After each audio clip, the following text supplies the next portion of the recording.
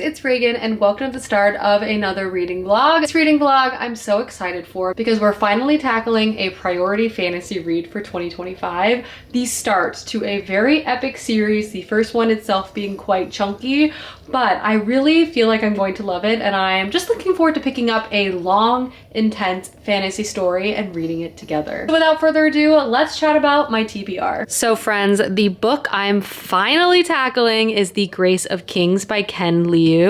This is the start of the Dandelion Dynasty series. This book itself is well over 600 pages.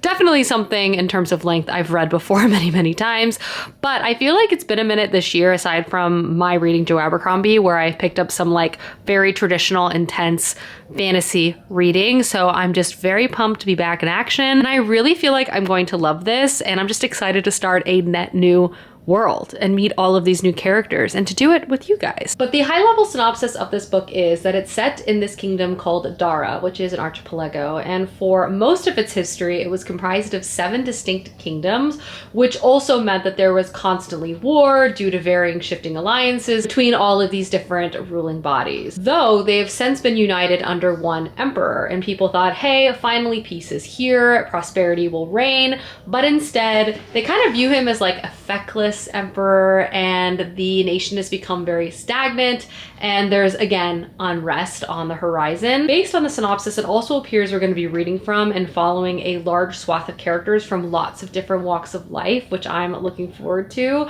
I also know that this is going to be like a slower paced, broader expanse of a fantasy series, which I'm also craving immensely. So I'm just looking to like hang out in the Dandelion Dynasty for a while. So I'm really hoping I love this, but I will definitely let y'all know. But welcome to the start of this vlog. We are reading some old school, intense fantasy together. Was a little extra today and made homemade tomato soup. And my favorite thing about making homemade soup is that you can make literally unlimited of it. So we're gonna be enjoying this over the next couple of days and it's gonna be so good. Hello, I'm gonna put together some floral arrangements and I thought, you know, what a fun thing that we could do together. So let's do that.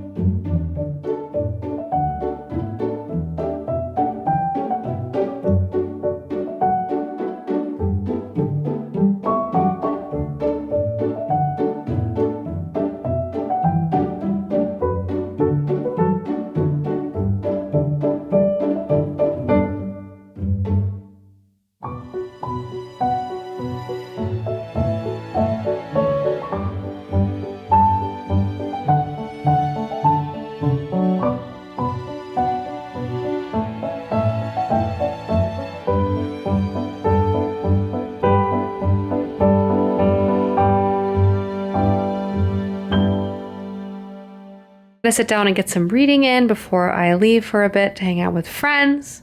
I'm gonna eat a quesadilla, have a beer. It's gonna be a great time, but first, The Grace of Kings must be started. Also, the summer rain trend continues. We got a very unexpected downpour. So strong, my rug is all over the place. And as you can see from my windows, very muggy outside now. It is truly such a gloomy morning, which I'm for sure not complaining about, but I wanted to do a reading update of The Grace of Kings by Ken Liu so far. I have read 100 pages and I am really liking it. It's also been a really interesting world building experience that initially took me a second to figure out what was going on. But I'm liking his approach to explaining history, characters, and how he's establishing his world. But let me take a step back. So this is set in the kingdom of Dara. And going in, we know that once this kingdom was comprised of many like warring states that had their own kings, that had their own language, that had their own laws, writing, cultures, all of these things. And this kingdom was united underneath this one emperor. And we also know, reading this book, that this emperor has some very specific policies in his ideas of like uniting underneath one kingdom. And those policies are standardized writing and reading language, so everyone can communicate between kingdoms, which in theory can obviously be helpful, but also leads to the destruction of like distinct culture. Two, he decimated the ruling classes of these different kingdoms, from his perspective, to rise up the poorer classes to give equal opportunity. And then, you know, creating things like roads to increase trade, but utilizing labor in an extreme way where a lot of people were passing away, forcing conscriptions to people to the army, levying taxes across all of these lands. All of these things, it's interesting because like clearly Ken Liu is pulling from like real history here to inform what a lot of emperors do in terms of like unifying and consolidating their power, in terms of getting rid of their political rivals, but also creating one like unified culture. And to try to accomplish this, and trying to do this through like the act of standardization with like language, math, history, you know, even like works like roads, trade routes and stuff. So the lands become more integrated and less individual as they maybe have been for centuries. So this first generation empire is the setting that we are starting this book in. We have this one emperor who is extremely focused on his perspective on how to like save this kingdom. In some ways you can kind of see his point, but also how he enacts a lot of his policies, again, are extremely violent, and he doesn't allow for any opposing viewpoint. So that is kind of the setting that this book opens up in. We're in this first emperor's reign after a few decades have passed. So this empire sort of settled into this new routine and rhythm, but at the end of the day, everything is still very new. There's maybe one generation that has passed, still connected to the violence that had to happen for the empire to even consolidate his power. That sort of jumps me into how this book is structurally laid out. We are following kind of a large cast of characters, and we're jumping around a lot. You know, we've read from the perspective of the emperor, we've read from some various peasants, a scholar turned rogue-esque character, a young man who's raised in the shadow of the destruction of his family, which was once aristocratically very powerful. And we get these snapshots of their life at different moments in time. But how the author's using these characters is to kind of showcase this prolonged timeline to get us to where I think the story is really going to be taking place. And it's really interestingly done, because like we'll read a chapter and then maybe like 10 years will pass. And then we might run into that character again, but they have now aged and things. And it's really trying to show this timeline of like, the empire was established, people were not happy. These are the laws that the emperor put in place. Boom. We have now a succession of this emperor, and things are even worse, like an absolutely complete puppet government of fools, which has created this hotbed of real rebellion that can take place, because we have people that were mistreated in the first emperor's reign. Now this like secondary government is in charge, and they are complete idiots, and they are also mistreating the people to like an extreme amount. So now we're following a variety of people who perhaps might be fighting against this consolidated rule. But how that's gonna look, I don't know. And we've seen this sort of timeline stretch out very much in the intro of this story. It both feels at times like a history lesson of this fantasy world. We've got an insight to the lore of this world. Like there's magical beings and gods who like provide prophecy and power and like natural disasters, which also shapes like how the populace is going to react to things, which is interesting. And then we've gotten some intros to who feels like are going to be significant characters in this story, many of whom we've seen both as children, and then we get reintroduced to them as adults, which is very interesting, but no character we've really spent that much time with. So it's important to like, so I've definitely had to like go back to the character glossary to make sure I'm like tracking and remembering everyone. We're also following characters from like many different of these geographical locations, or like the traditional kingdoms that were once like separately independent from each other. I don't know, it's just very interesting. And I really like how the author has had this like accelerated timeline in the beginning. because it gives us context, like historical context to like how things are the way they are, but like we're moving through it really fast, and like every chapter head, it's like it gives us information to like what year it is, but like we've zoomed through quite a few things. And as like a history lover, as an Empire history lover, it's been pretty cool so far because it all is like piecing together. And obviously I have a lot of this book left. I have literally no idea exactly who, what, where, why we're going to be following, but right now I just feel like I have a foundation of understanding of like this Empire itself. I can see how some people describe the first book of this series as kind of like almost like a history book to this fantasy world, and then I think the later installments are more like the plot movements and stories. But again, as a history lover, eating it up, eating it up, eating it up. I'm so interested.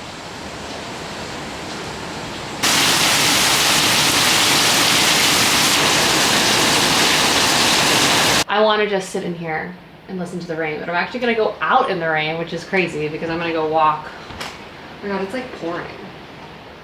Maybe I'll give it a minute. I really just want to sit inside and read all day, but alas, I have stuff to do. But I'm going to go walk on the treadmill. Actually, I do like this time because I'm watching a Chinese drama called Big Match, which is kind of like what I would describe as like Pride and Prejudice meets Little Women. It's so charming and cute. And I only watch it while I'm walking. I sometimes watch it at home. It's really raining out there. This rainy day is turning into rainy night. So we're gonna make a fast but tasty dinner tonight, which is some of my favorites. The star of the show being this Trader Joe's Gorgonzola gnocchi. And I'm gonna add some frozen peas to that. And then I'm gonna steam the rest of this broccoli I have, cook up some chicken. Should be fast. Like I'm saying, I think this should all be done in like 20 minutes, which is not bad. But let's cut up this broccoli. All right, 10 minutes in, we've got our gnocchi defrosting. I added a bunch of peas because I love peas. Steaming some brock, cooking some chicken. T-minus like 6 minutes and we're done, folks. And dinner is done. Let's go watch some TV. It's time for a little ice cream sandy and some moving. The only reasonable way to pass our evening is to watch K-pop Demon Hunters. All right, friends, it's time to get serious and read more Grace of Kings.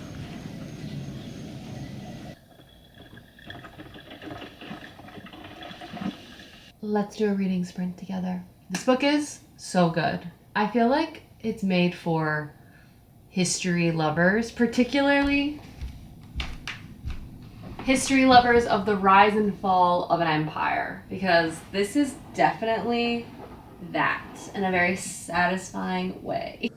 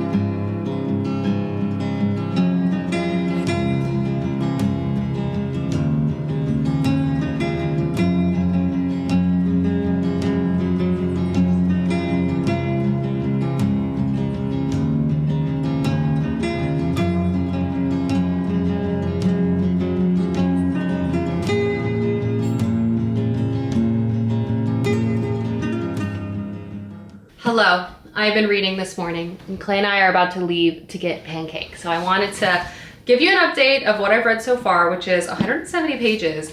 And I'm really liking this book. It has a very unique structure that also might not be for everyone. So I do want to flag that.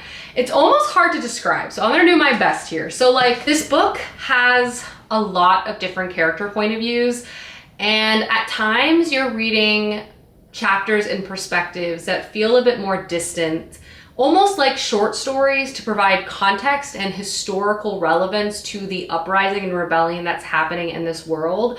And then sometimes we have an opportunity to zoom in and follow what feel like more important characters, but we're not always following those characters. And when we check in with them, like many years have maybe passed. But here's the thing, I really like it because I feel like how Ken Liu is documenting and writing this political uprising and what is supposed to represent the rise of a kingdom, that kingdom kind of falling into, kind of losing its shine and falling into some more corrupt leadership, and then ultimately falling into rebellion. And then how a lot of those rebellions in history have lots of different warring factions, and it's much more chaotic and almost random while it's happening in the moment than like obviously how history might illustrate it after the fact. Like you can kind of organize the pieces in hindsight, but in the moment it's kind of like, well, this sort of just happened. I feel like how Ken Liu is illustrating this grand sweeping thing, the fall of an empire, is really well done. And he's able to do it by including these short stories, because sometimes we're like jumping into like a politically significant figure, quickly gleaning their backstory and their motivations and why then they're making various decisions they're making. Like for example, betraying the emperor who was their childhood best friend. Why did they decide to do that? Oh, here's why. And here's like a few scenes of them like manipulating him to give you context. Oh, here's a well-renowned scholar and strategist. Why is he the best one? Oh, maybe let's give context to his childhood and growing up alongside his rival. We sort of get these like higher level chapters to give us context of like how the world and everything is moving. When we zoom in on some of our more like story characters, and then again, we also have multiple rebellion factions at play too that all rose up independently from one another and all rose up for like different but understandable reasons. Like it all makes sense. And I just feel like the clear interplay of like history and fantasy writing is something I'm really liking, but it's told in kind of like a high level experience. So I feel like it could read slow or uninteresting if you're not as into that type of writing and world building, because there's not a lot of characters you're like gonna be able to sink your teeth into and like follow super closely. There are some, and I feel like they're gonna be expanded upon, but it's more of this like high level experience.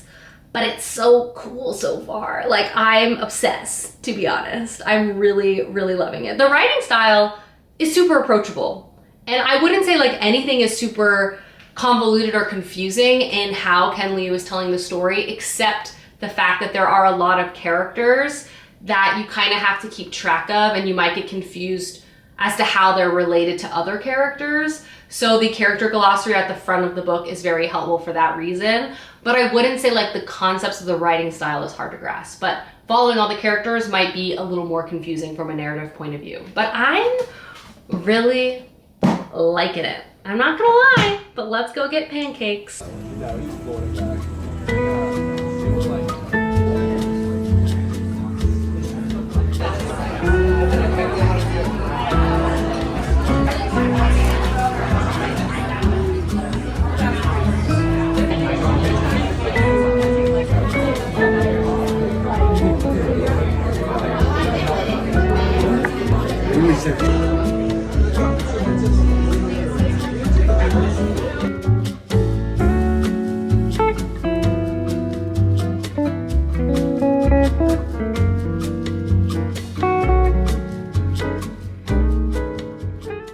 Hello, we are back from pancakes, and also we met up with some friends to check out a new like blind box store. Obviously all of the super difficult blind boxes were sold out and we weren't gonna wait in line for a drop, but they had some really fun, cute ones that we ended up just picking up anyway. So I thought I'd do a haul and we can do a little blind box unboxing. Starting with the non-collectibles, we got some candy. I got these hard candy, look like Sanrio hard candy. Also this hard candy, love hard candy in this house.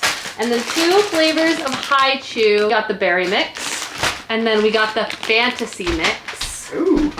Yes. And then Clay picked up a drink, which is the Milky's original flavor milk and yogurt. And Clay's gonna watch my blind box unboxing. Am I in the frame?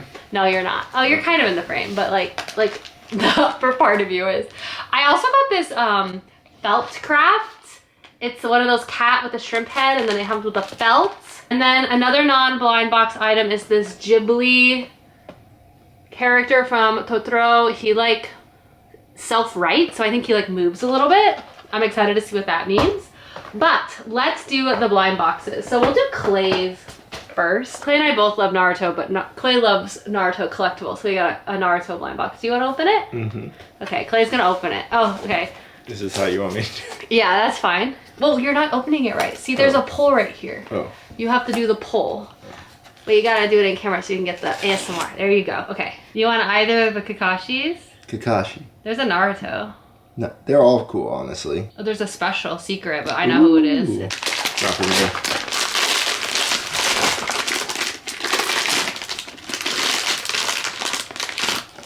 Oh, it's Naruto! What's that? You got Naruto. Nice. I got 3 blind boxes. 2 of them are Miffy. One of them is like a phone stand, like pastel phone stand. So they're like sitting.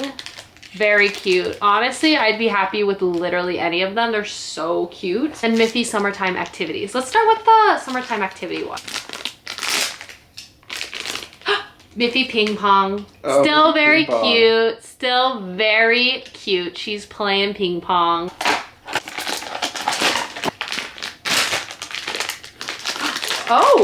Oh, cute. That's soft. I know, it's Miffy on a couch with a little bear, and then you can rest your phone on it. Do you have your phone on you for demonstration? Yeah. Stuff. Okay, and then my last blind box is one of these cute cats. Let me sit over here. Oh, I got this one's a good one.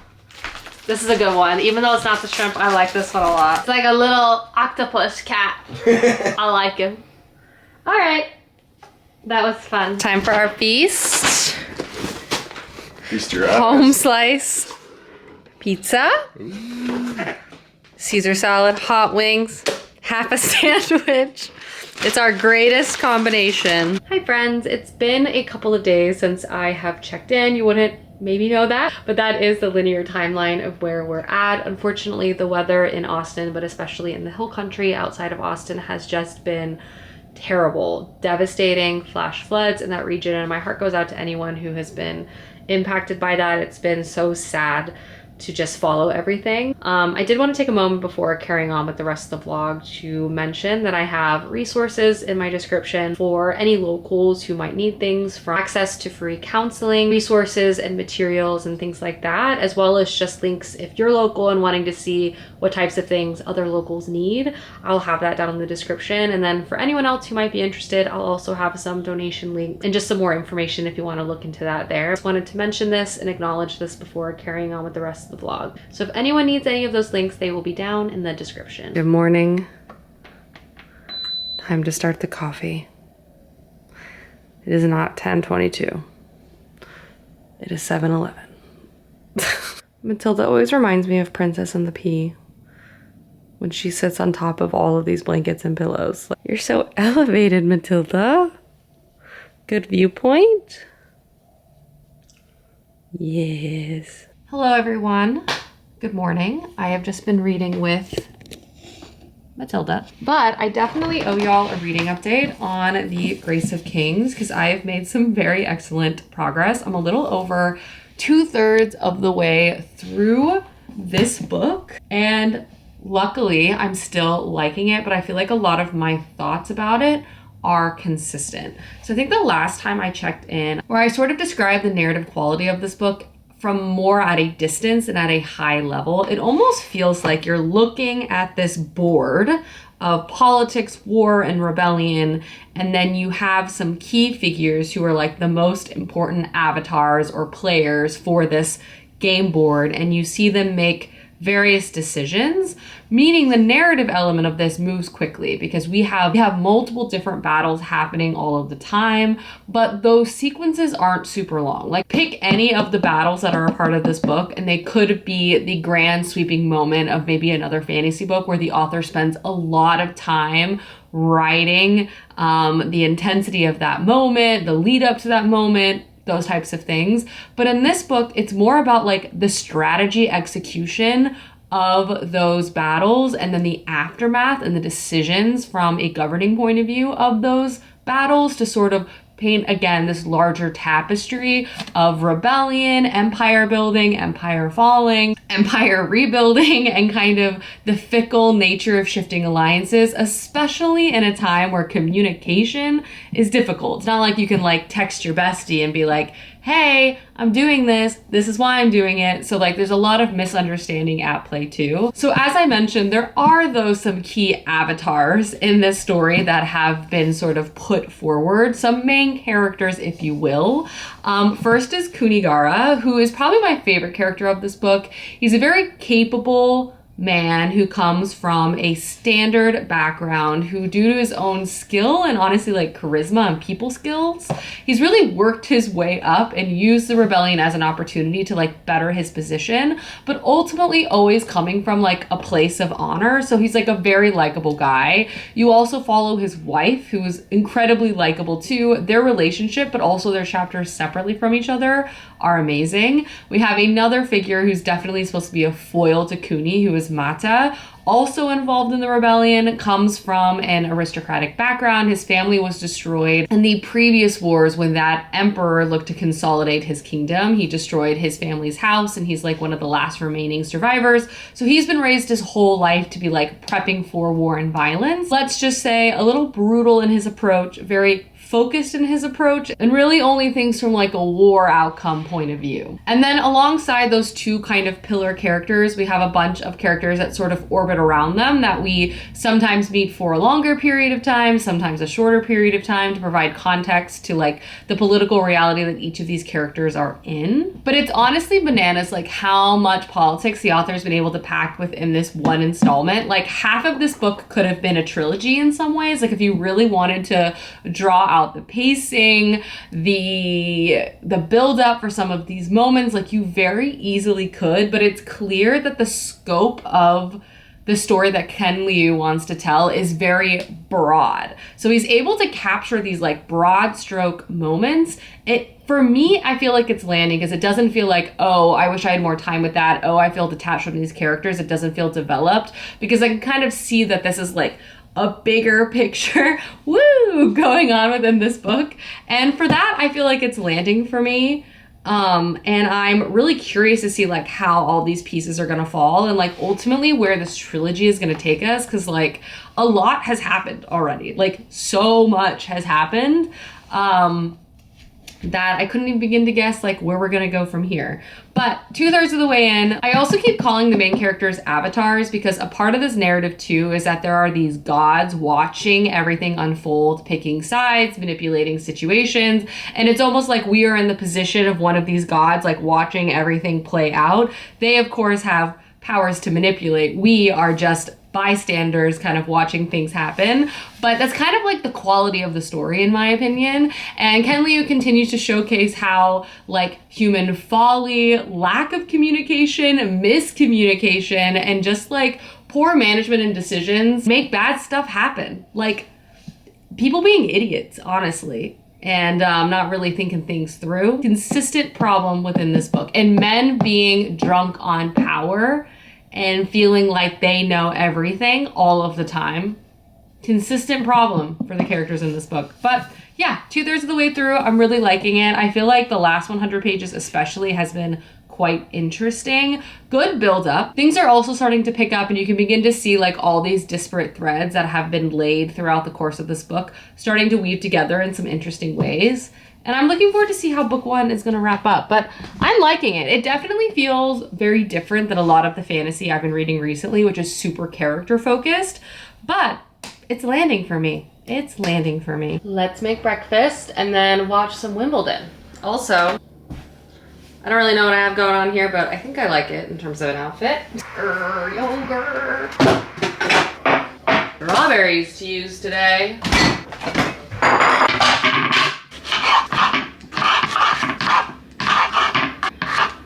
This is so warped.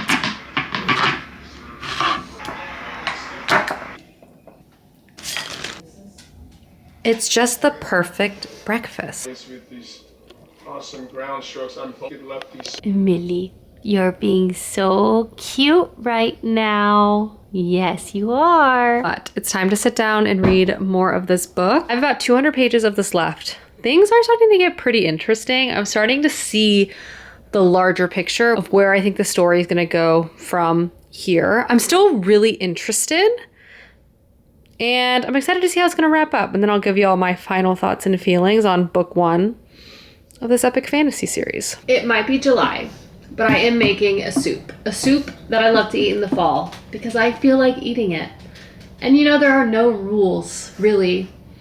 So let's make soup together.